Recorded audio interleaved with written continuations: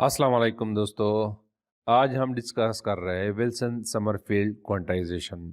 दोस्तों, पिछले लेक्चर में हमने समरफील्ड एटॉमिक मॉडल के बारे में डिस्कशन की थी, जिसमें हमने कहा था कि Bohr atomic model fine structure of hydrogen atom को एक्सप्लेन नहीं कर सकता है।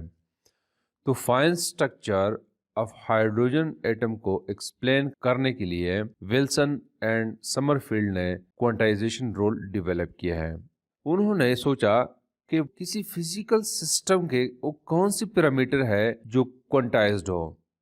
तो सोचने के बाद they found that for any physical system in which the coordinates are periodic function of time, there exist quantum conditions। मतलब ये कि किसी फिजिकल सिस्टम को डिस्क्राइब करने के लिए हमें कोऑर्डिनेट चाहिए होते हैं।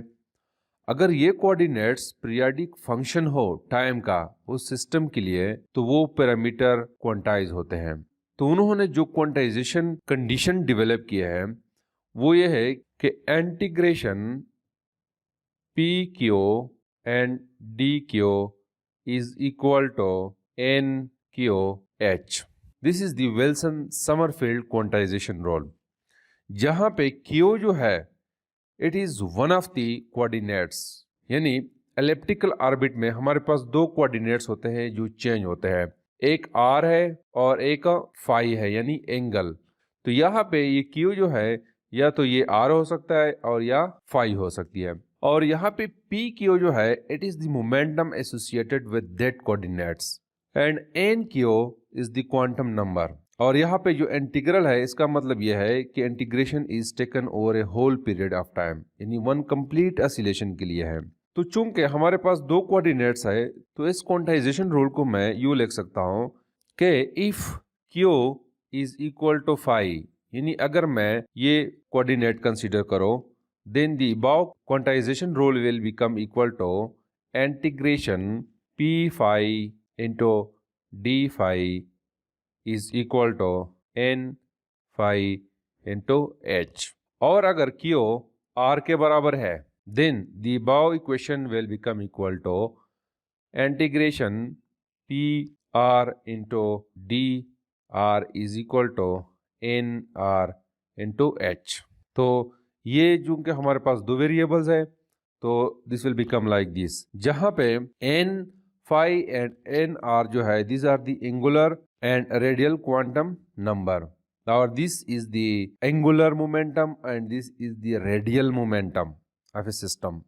दोस्तों, इसके अलावा हमारे पास एक क्वांटाइजेशन रूल है जिसको हम कहते हैं प्लांक्स क्वांटाइजेशन रूल। तो दोस्तों, प्लांक क्वांटाइजेशन के मुताबिक the energy of an oscillator in black body is quantized. इस क्वांटाइजेशन के मुताबिक ब्लैक बॉडी के सरफेस पे जो एटम्स या इलेक्ट्रॉन होते हैं वो जब ऑसिलेट करते हैं तो ड्यूरिंग ऑसिलेशन वो एनर्जी इमिट करते हैं और वो एनर्जी एब्जॉर्ब भी करते हैं। तो इमिटेड एनर्जी जो है वो क्वांटाइज होनी चाहिए। तो the energy should be equal to N H cut omega. This is the Planck quantization. और दूसरा क्वांटाइजेशन जो है वो हमारे पास बोहर क्वांटाइजेशन है। बोहर क्वांटाइजेशन के मुताबिक the angular momentum of electron in circular orbit should be equal to N H cut, यानी L should be equal to N H cut के बराबर है। यानी मतलब यह है कि इलेक्ट्रॉन उस सर्कुलर ऑर्बिट में मूव करते हैं जिसकी एंगुलर मोमेंटम इसके बराबर हो। अब दोस्तों, by using the Sommerfeld quantization we can get the Planck's and Bohr quantization. यानी विल्सन समरफील्ड के जो क्वांटाइजेशन रूल्स है इसको यूज करते हुए हम इन दोनों क्वांटाइजेशन रूल्स को हासिल कर सकते हैं। तो सबसे पहले हम प्लांक्स क्वांटाइजेशन रूल को डिस्कस करते हैं। तो दोस्तों, लेट सपोज हमारे पास एक ऑसिलेटर है और उस हार्मोनिक ऑसिलेशन का मोमेंटम जो है हम कहते हैं कि P है और उसकी पोजीशन जो है वो Q है। तो इस ऑसिलेशन के लिए the Sommerfeld quantization can be written as that integration P d q is equal to N h. ये एक हमारे पास ऑसिलेटर है जिसका मोमेंटम P है और पोजीशन कोऑर्डिनेट इसका Q है। तो समरफील्ड क्वांटाइजेशन को हम यूं लिखते हैं उस सिस्टम के लिए। जहाँ पे n जो है ये प्रिंसिपल क्वांटम नंबर है और ये एक कंप्लीट साइकिल के लिए है। अब दोस्तों हमें पता है कि the energy of one dimension harmonic oscillator is equal to E यानी total energy is equal to kinetic energy plus potential energy. अब इसको हम यूँ लिख सकते हैं कि half m v square plus half k x square. यहाँ पे ये जो है काइनेटिक एनर्जी है और ये पोटेंशियल एनर्जी है। अब इस इक्वेशन को मैं यूँ भी लिखता हूँ कि E इज इक्वल टू यानी total energy is equal to P square divided by 2m plus half m omega square Q square. अब ये इक्वेशन इसके बराबर कैसे है? देखो दोस्तों, इस इक्वेशन को मैं m पे मल्टीप्लाई करता हूँ और डिवाइड करता हूँ, तो we will get half m square divided by m v square plus half k m। x की जगह हमने कोऑर्डिनेट q ली है, तो x को भी मैं रिप्लेस करता हूँ by q divided by m हो जाएगा। अब दोस्तों m v स्क्वायर जो है ये p के बराबर है यानी मोमेंटम के बराबर है, तो this will be equal to p square divided by 2m plus half k by m जो है ये ओमेगा स्क्वायर के बराबर है, तो ये जो है और ये k divide by m omega square के बराबर आ जाएगा और एम क्यू को मैं यू लिखता हूँ, तो लिहाजा इस इक्वेशन को मैं यू लिख सकता हूँ। इस इक्वेशन को मैं इक्वेशन 2 का नाम देता हूँ, दिस इज इक्वेशन 2, और ये जो ऊपर इक्वेशन है this is called equation number 1। अब दोस्तों इस इक्वेशन को मैं यू भी लिख सकता हूँ कि p square divided by 2me plus q square divided by 2e divided by m omega square, this should be equal to 1। इसको मैंने जस्ट रीअरेंज किया ये ऊपर इक्वेशन जो है। अब दोस्तों इसको मैं यूँ लिख सकता हूँ कि p square divided by b square plus q square divided by a square, this is equal to 1।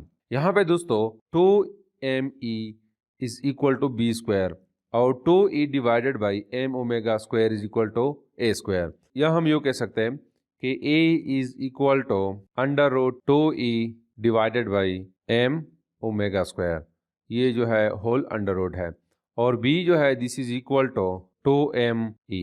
अब दोस्तों इस इक्वेशन को अगर हम देखें, यहाँ पे दो पैरामीटर्स है, एक मोमेंटम कोऑर्डिनेट है और दूसरा पोजीशन कोऑर्डिनेट है, तो लिहाजा हम कह सकते हैं कि the state of harmonic oscillator is described bye momentum coordinate p and position coordinate q। ठीक है, यानी हार्मोनिक ऑसिलेटर को हम इन दो पैरामीटर से डिस्क्राइब कर सकते हैं।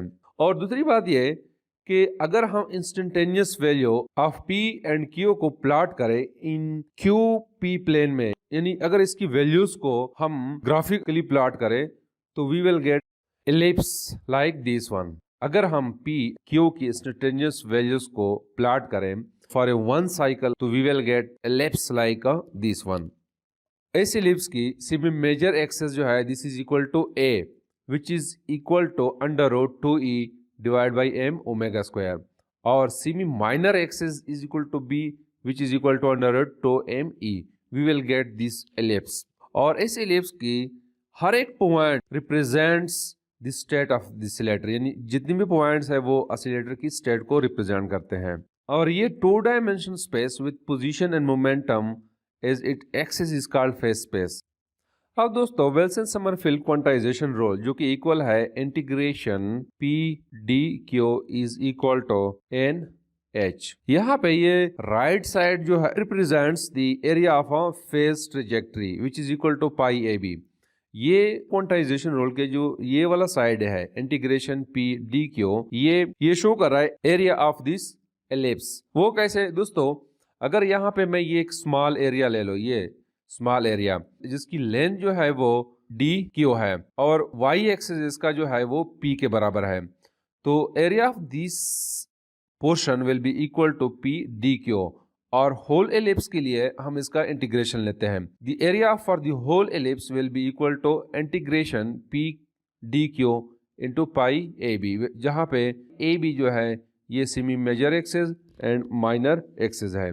तो लिहाजा मैं इस इक्वेशन को यूँ लिख सकता हूँ कि pi A B is equal to N H. अब दोस्तों यहाँ पे मैं ए और बी की वैल्यूज पुट करता हूँ इस इक्वेशन में। तो जब मैं वैल्यूज पुट करूँगा तो we will get pi a की वैल्यू जो है this is equal to under root 2e divided by m omega square, और बी की वैल्यू जो है वो अंडर रूट 2m ई के बराबर है। This is equal to N H. अब इस इक्वेशन को हम यूँ लिख सकते हैं कि यहाँ पे ये 2 है और ये 2 है, ये दोनों 2 को मिलके 4 आ जाएगा और 4 का अंडर रूट जो है वो 2 के बराबर है। तो वी विल गेट पाई 2 और ये जो है e और ये e, तो इससे हमारे पास आ जाएगा e under root m divide by m omega square is equal to N H. अब दोस्तों यहाँ पे ये m और ये m कैंसिल हो जाएंगे, तो हमारे पास जो है इक्वेशन आ जाएगी 2 पाई e डिवाइडेड बाई, ये चूंकि ओमेगा स्क्वायर है तो अंडर रूट से जब मैं बाहर निकालूंगा तो we will get omega is equal to N H. तो इसको मैं यूँ लिखता हूँ कि 2 pi e is equal to N h omega, या e is equal to h divided by 2 pi n into omega.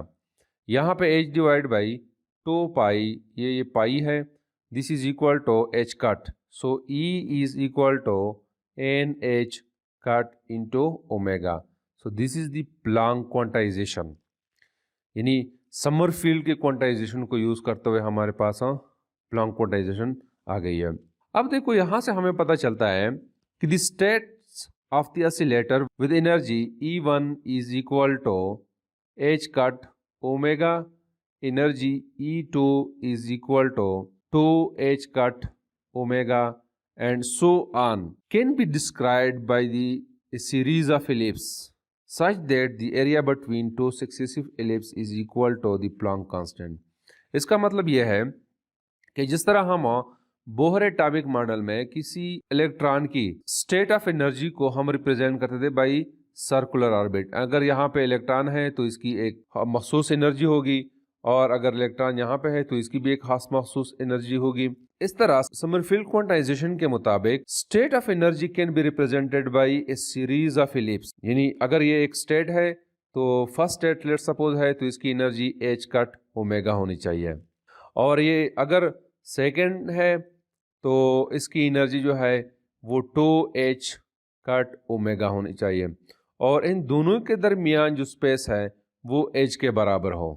यानी अगर तीसरा है कोई तो इसके दरमियान और इसके दरमियान भी h होगा स्पेस, और इसके दरमियान और इसके दरमियान भी जो स्पेस है वो it should be equal to the Planck constant, यानी h के बराबर है। तो ये हो गया प्लैंक क्वांटाइजेशन। अब आते हैं बोहर क्वांटाइजेशन की तरफ। इस बोहर क्वांटाइजेशन के मुताबिक angular momentum should be equal to NH cut. इसको हासिल करने के लिए हम विल्सन समरफील्ड क्वांटाइजेशन रूल को इस्तेमाल करते हैं। विल्सन समरफील्ड क्वांटाइजेशन रूल जो है this is equal to p q into d q is equal to N H.